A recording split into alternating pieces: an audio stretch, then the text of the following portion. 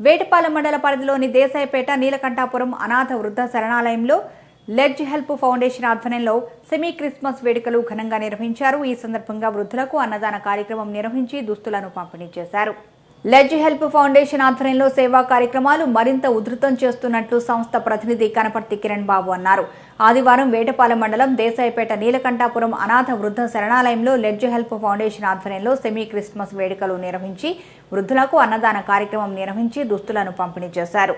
ఈ సందర్భంగా సంస్థ ప్రతినిధులు మాట్లాడుతూ లెడ్జ్ హెల్ప్ ఫౌండేషన్ ఆధ్వర్యంలో మధుమాల కిషోర్ కుమార్ ప్రియదర్శిని కుమార్తె జాయిస్ కేరల్ సహాయ సహకారాలతో వృద్ధులకు అన్నదానం నూతన వస్త్రాలను అందజేశారు. అనంతరం సెమీ క్రిస్మస్ వేడుకల్లో భాగంగా కేక్ను కట్ చేశారు. భవిష్యత్తులో మరిన్ని సేవా కార్యక్రమాలు చేపడుతున్నట్లు సంస్థ ప్రతినిధులు తెలిపారు.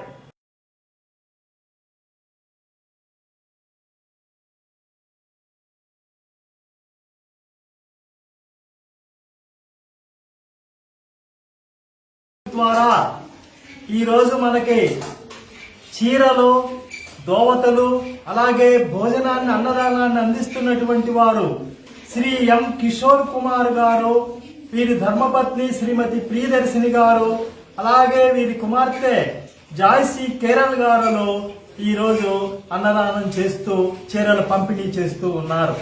మీరందరూ కూడా లెడ్జ్ హెల్ప్ ఫౌండేషన్ సంస్థ బాగా అభివృద్ధి చెందాలని, ఆ సంస్థ ద్వారా మంచి మంచి సమాజ హిత కార్యక్రమాలు భవిష్యత్తులో కూడా చేపట్టాలని, అదేవిధంగా శ్రీ ఎం కిషోర్ కుమారు, శ్రీమతి ప్రియదర్శిని, అలాగే చిరంజీవి జాయిసీ కేరళ వీళ్ళందరూ హాయిగా క్షేమంగా ఆయుర ఆరోగ్యాలతో ఉండాలని మీరందరూ హృదయపూర్వకంగా కోరుకుంటూ వారికి ఒకసారి ధన్యవాదాలు.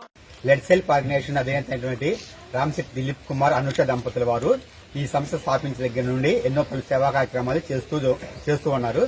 అయితే ఈ సేవా కార్యక్రమాలు చూసినటువంటి పలువురు మేము సైతం అని చెప్పి సహాయం చేయడానికి ఈ ఆర్గనైజేషన్ తరపు నుంచి సపోర్ట్ చేస్తా ఉన్నారు.